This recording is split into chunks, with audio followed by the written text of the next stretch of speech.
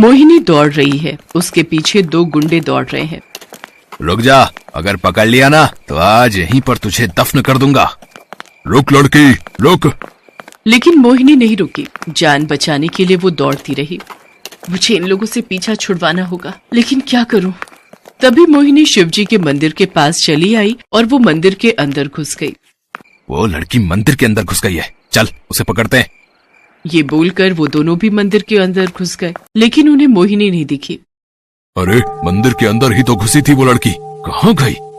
तभी उन लोगों ने देखा कि शिवलिंग के ऊपर अपना फन फैलाकर एक बड़ी सी नागिन बैठी हुई है। वो नागिन बड़े गुस्से में उन दोनों की ओर देख रही है। अरे बाप रे, ये क्या? चल भाई चल, भाग यहाँ से। लेकिन उन दोनों को भागने का मौका नहीं मिला। उस नागिन ने दोनों को डस लिया और दोनों का देहांत हो गया। और उसके बाद वो नागिन मोहिनी में बदल गई। मुझे मारोगे तुम लोग? जैसी करनी वैसी भरनी। और फिर मोहिनी ने शिवलिंग के सामने प्रणाम किया। प्रणाम महादेव, आप ही की वजह से आज मैं जिंदा हूँ। मोहिनी घर लौट गई। गांव के सेठ चंदनलाल मंदिर में आए और दोनों गुंडों की डेड बॉडी देखी। छे, ये लोग तो किसी काम के नहीं हैं। अब जो करना है मुझे अपने हाथों से करना होगा। ये मंदिर चंदनलाल का ही बनाया हुआ है और मोहिनी इसी गांव की लड़की है। मोहिनी शिवजी की बहुत बड़ी भक्त है और साथ ही साथ वो एक इच्छाधारी नागिन भी है, जिसके बारे में गांव में कोई नहीं जानता। असल में मोहिनी पिछले जन्म में शिवजी के एक मंदिर में प्रसाद बनाने का काम करती थी। उसका नाम था तुलसी। तुलसी दिन रात उसी मंदिर में पड़ी रहती थी और मंदिर की देखभाल करती थी, इसीलिए सभी उससे प्यार करते थे। तुलसी, तुम इस मंदिर की देखभाल करती हो, इसीलिए ये मंदिर इतना साफ सुथरा रहता है। तुम बहुत पुण्य कमा रही हो बेटी। ये सुनकर तुलसी ने हंसकर कहा, पुण्य के बारे में नहीं जानती पुजारी जी, लेकिन ये जानती हूँ कि इस काम को करते हुए मुझे शांति का एहसास होता है, जैसे कि मुझे मोक्ष मिल गया हो। मैं इसीलिए ये करती हूँ। बहुत अच्छा बेटी, बहुत अच्छा। देखना, तुम्हें शिवजी की कृपा जरूर प्राप्त होगी। मैं तो दिन रात बस यही प्रार्थना करती हूँ कि मैं शिवजी के किसी काम आ सकूं। मेरा जीवन धन्य हो जाएगा। तुलसी ने अपना पूरा जीवन भगवान शंकर को समर्पित कर दिया था। वो इसी खुशी में थी।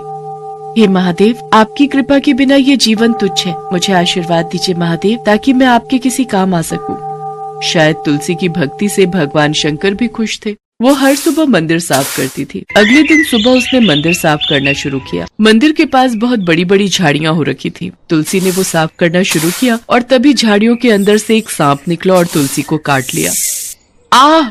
तुलसी नीचे गिर गई और उसकी आंखों के सामने अंधेरा छा गया। उसकी आंख जब खुली तो वो ताज्जुब में रह गई। उसने देखा कि वो कैलाश पर्वत में खड़ी है और उसके सामने स्वयं महादेव बैठे हुए हैं। महादेव, आप? ये बोलकर तुलसी ने महादेव को प्रणाम किया। शिवजी ने कहा, तुलसी, तुम मन से मेरे किसी काम आना चाहती हो, इसीलिए मैं तुम्हें एक काम देना चाहता हूँ। इसीलिए मैंने तुम्हें ऊपर बुला लिया। बोलो, करोगी? आप बस आदेश दीजिए प्रभु, आपके लिए मैं कुछ भी करने के लिए तैयार हूँ। तुमसे मुझे यही उम्मीद थी। सुनो, मैं तुमको एक इच्छाधारी नागिन के रूप में धरती पर भेजूंगा। उसके बाद तुमको समय समय पर मेरा आदेश मिलता रहेगा। ठीक है प्रभु। शिवजी ने मोहिनी को सरला नाम की एक औरत के पेट में भेज दिया। सरला गांव में चंदनलाल के घर काम करती थी। चंदनलाल हर रोज सरला के ऊपर अत्याचार करता था। इसी बात से सरला परेशान रहती थी। गर्भवती होने के कुछ ही दिनों बाद सरला का पति एक एक्सीडेंट में मारा गया और उसके कुछ महीने बाद सरला ने तुलसी के नए अवतार मोहिनी को जन्म दिया। मोहिनी बड़ी होने लगी। वो 2 साल की हो गई। तब एक दिन घर में एक सांप घुस आया। सरला डर गई। अरे ये क्या? ये तो जहरीला सांप है। डरो मत माँ, मैं इसे बाहर छोड़कर आती हूँ। ये बोलकर मोहिनी ने उस सांप को अपने हाथ में उठा लिया। ये देखकर सरला हैरान हो गई। मोहिनी उस सांप को बाहर ले गई। उस सांप ने कहा, महादेव ने आपके लिए संदेश भेजा है। बताओ क्या संदेश है? आप इच्छाधारी नागिन हो। इस बारे में समय से पहले किसी को कानो कान खबर नहीं होनी चाहिए। ठीक है। और इस गांव में एक आदमी रहता है, उसका नाम चंदनलाल है। हाँ, मैं उसे पहचानती हूँ। मेरी माँ उसके घर में काम करती है। आपको उस पर नजर रखनी है। वो बदमाश है, शिव भक्त होने का ढोंग करता है और पीठ पीछे बुरे काम करता है। ठीक है, वही होगा। उस दिन सरला चंदनलाल के घर काम करने गई और उसके हाथ से एक फूलदानी नीचे गिरकर टूट गया। उसी वजह से चंदनलाल ने उसे मारना शुरू किया। सरला के सिर पर चोट लग गई और सर से बहुत ज्यादा खून निकलने लगा। चंदनलाल उसे अस्पताल भी नहीं लेकर गया और वहीं पर सरला का देहांत हो गया। गंदे नाली के कीड़े, अब इसे नदी में फेंकना पड़ेगा। उसने अपने पालतू गुंडों से सरला की लाश को नदी में फेंकवा दिया। मोहिनी को जब ये सब पता चला तब वो बहुत रोई और उसने अपने आप से एक वादा किया, मैं इसका बदला लूंगी। शिवजी ने इसी आदमी पर नजर रखने के लिए कहा है, सही समय आने पर मैं इसे खत्म कर दूंगी।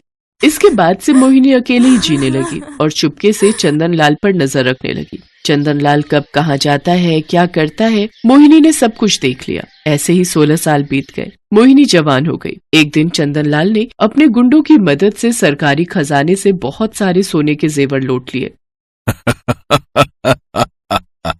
ये आज तक की मेरी सबसे बड़ी चोरी है, लेकिन इतना सारा सोना छुपाएंगे कहाँ? घर में पुलिस की रेड पड़ी तो सब कुछ खत्म हो जाएगा। उसकी चिंता तू क्यों कर रहा है?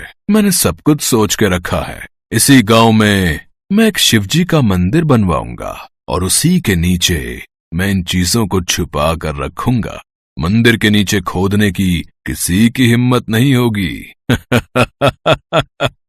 मंदिर का काम शुरू हुआ और चंदनलाल ने सारा सोना मंदिर के नीचे दफन कर दिया। लेकिन वो करते हुए चंदनलाल ने मोहिनी को देख लिया। मोहिनी सब कुछ छुप कर देख रही थी। अरे वो लड़की, पकड़ो उसे।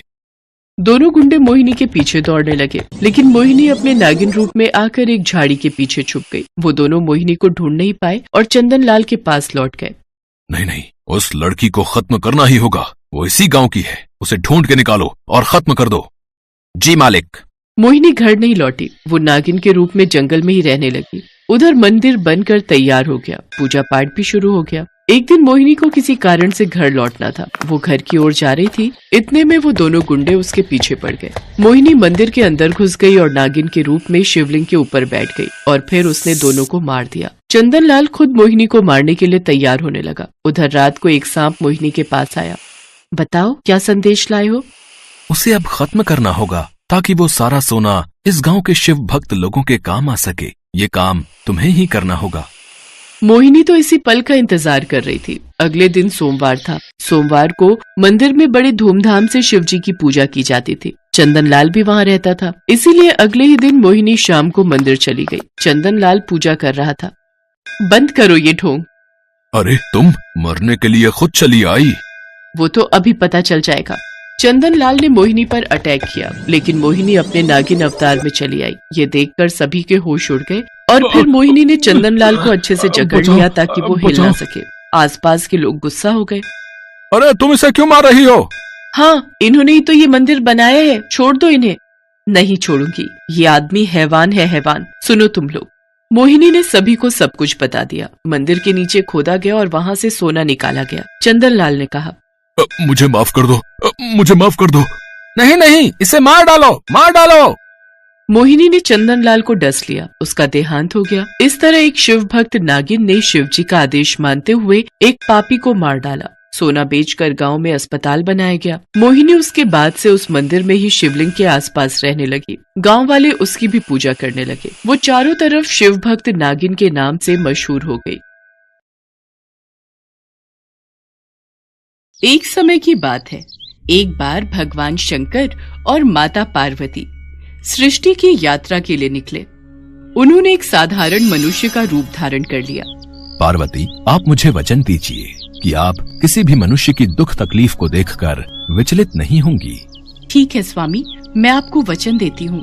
भगवान शंकर और माता पार्वती चलते चलते एक घर के बाहर रुके। उन्होंने देखा एक सास अपनी बहू को ताने दे रही थी, जिसका मायका ससुराल से बहुत कम हैसियत वाला था। फिर भी माता पिता ने दान दहेज बहुत दिया, लेकिन धनी ससुराल में तो ये सब ऊंट के मुंह में जीरे के समान था। पता नहीं कैसे कंगालों से रिश्ता जोड़ लिया हमने। हमारी तो मती ही मारी गई थी। न दहेज लाई और न ही कोई तीज त्योहार पर तेरे माँ बापू कभी कुछ भिजवाते हैं। माँ जी की तबीयत ठीक नहीं रहती। उनके इलाज में भैया के बहुत पैसे लग गए। माँ जी, बापू आज लेने आ रहे हैं। मैं माँ को मिल लाऊं? बिल्कुल सोचना भी मत। मैं तुझे किसी तीज त्योहार तो क्या, वैसे भी मायके नहीं जाने दूंगी। जाकर अपना काम कर और मायके जाने के बारे में भूल जा। प्रभु, क्या हम इस दुखियारी बहू की मदद नहीं कर सकते? देवी पार्वती, मैंने आपको पहले ही कहा था कि आप धरती वासियों के दुखों को देखकर बिल्कुल भी विचलित नहीं होंगी, पर आप अपना वचन भूल रही हैं। संसार के नियम के अनुसार व्यक्ति को जब पृथ्वी पर भेजा जाता है तो उसे अपने दुखों से स्वयं ही लड़ना पड़ता है। हमारा आशीर्वाद उन्हें दुखों से लड़ने की ताकत प्रदान करता है। बीमार माँ की इच्छा पूरी करने के लिए बहू का मजबूर पिता लेने आता है। समधन जी, बस एक दिन के लिए रानी बिटिया को भेज दीजिए। उसकी माँ बहुत बीमार है, रानी को बहुत याद कर रही है। हाँ, ठीक है, ले जाओ एक दिन के लिए, पर कल दोपहर मोहन को लेने भेजूंगी। माँ जी, मैं समय से आ जाऊंगी, आप इनको भेज देना। सास ने एहसान जताते हुए बहू को मायके भेज दिया। रानी ने जाकर देखा कि उसकी माँ की तबीयत बहुत खराब है और घर के हालात भी बहुत बिगड़ चुके हैं। मालिनी, रानी काफी समय बाद रहने आई है, तुम कुछ उसकी पसंद का ही बना लो। सुनो जी, आप तो जानते ही हो घर में कुछ भी खाने को नहीं था, तो मैंने बाजरे की रोटी और चटनी बनाकर रख दी थी। रानी के भाई भाभी अभी बात कर ही रहे थे कि तभी वो अंदर आ जाती है। उसने उनकी बातें सुन ली थी। भैया, आपको क्या लगता है कि अब मैं इस घर की कुछ भी नहीं लगती? मैं आज भी इस घर की बेटी हूँ, ये मेरा अपना घर है। भाभी के हाथ की चटनी और बाजरे की रोटी मुझे बहुत पसंद है, कब से नहीं खाई। भाभी, मेरे तो भूख से पेट में चूहे कूद रहे हैं, जल्दी से बाजरे की रोटी और चटनी दे दो। हमारी रानी कितनी सयानी हो गई है, अपने मायके के हालात समझती है। माँ, तुम जल्दी से ठीक हो जाओ, तुम बीमार होती हो ना तो घर भी सूना सा लगता है। अब तुझे देख लिया है ना, अब मैं बिल्कुल ठीक हो जाऊंगी, तू आराम से खाना खा। रानी ठीक से एक दिन भी अपने मायके में नहीं रुकी कि उसी शाम मोहन उसे लेने आ गया। बेटा, तुम तो कल आने वाले थे ना, आज शाम? मतलब वैसी कोई बात नहीं है, तुम्हारा अपना ही घर है, जब जी चाहे आ सकते हो। बाबूजी, वो माँ की थोड़ी तबीयत ठीक नहीं लग रही थी, तो उन्होंने बोला कि घर का काम भी है, इसलिए मैं रानी को आज ही घर लेकर जाऊं। आखिर अचानक माँ जी की तबीयत कैसे खराब हो गई कि उन्होंने मुझे इतनी जल्दी बुला लिया? वो तो जाकर ही पता चलेगा। रानी अपने घर वालों से विदा लेकर वापस ससुराल पहुंची। रानी ने देखा उसकी सास तो आराम से पलंग पर बैठी पूरी पकवान खा रही है। रानी को समझ आ जाता है कि उसकी सास ने उसे जानबूझकर झूठ बोलकर वापस बुला लिया है, पर वो अब कुछ नहीं कर सकती थी। मोहन कमरे में जाकर सो गया। रानी भी कमरे में जा ही रही थी, तभी उसकी सास ने उसे रोकते हुए पूछा, तेरी माँ कैसी है? खातिरदारी तो बहुत की होगी, क्या क्या बनाया था? माँ जी, भाभी ने मेरे आने की खुशी में बहुत सारी चीजें बनाई थी, इतने सारे पूरी पकवान, जलेबी, रबड़ी, कचौड़ी और ना जाने क्या क्या भाभी ने बनाकर मेरे आगे रख दिया। पेट फटने लगा खा खा कर, लेकिन मन नहीं भरा। कितना साफ झूठ बोल रही है, इसके भिखारी माँ बाप इसे क्या खिलाएंगे? अभी थोड़ी देर में पेट का ढक्कन खोलकर देखूंगी तो इसका झूठ सामने आ जाएगा, तभी मैंने इसे कल की जगह आज बुला लिया। कुछ देर बाद रानी कमरे में जाकर सो गई। सास से रहा नहीं गया, वो चुपके से रानी के कमरे में गई और उसके पेट का ढक्कन खोलकर देखा। कितना झूठ बोल रही थी कि मालपुए खाकर आई है, इसके पेट में तो बाजरे की रोटी और चटनी के अलावा कुछ है ही नहीं, इसे सुबह बताऊंगी। अगले दिन उठने पर सास रानी को ताना देते हुए बोली, बहू, तू तो बड़ी झूठी निकली, कंगालों की तारीफ कर रही थी, झूठ बोलते शर्म नहीं आती? मैंने तेरे पेट का ढक्कन खोलकर देख लिया था, उसमें सिर्फ बाजरे की रोटी और चटनी थी, और तू कहती कि तेरी भाभी ने तेरे स्वागत में ढेरों पकवान बनाए। अपने मायके वालों की कितनी तारीफ कर रही थी?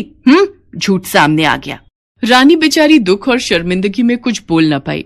वो भगवान शंकर और माँ पार्वती से बिलक बिलक कर प्रार्थना करने लगी, हे भोले भंडारी, हे पार्वती माँ, ये पेट का ढक्कन हमेशा के लिए बंद कर दो, ताकि मुझ जैसी किसी और गरीब का अपमान ना हो।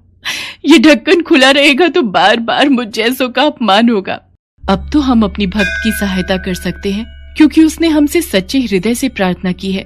हे प्रभु, आज के बाद किसी का इस तरह से अपमान ना हो। आप पेट का ढक्कन सदा के लिए बंद कर दीजिए। हमने तो सब देखा महसूस किया है, जो रानी के साथ हुआ वो किसी और के साथ ना हो। देवी पार्वती के कहने पर शंकर जी ने पेट का ढक्कन हमेशा के लिए बंद कर दिया। कहते हैं तब से धरती के प्राणियों के पेट का ढक्कन सदा के लिए बंद हो गया।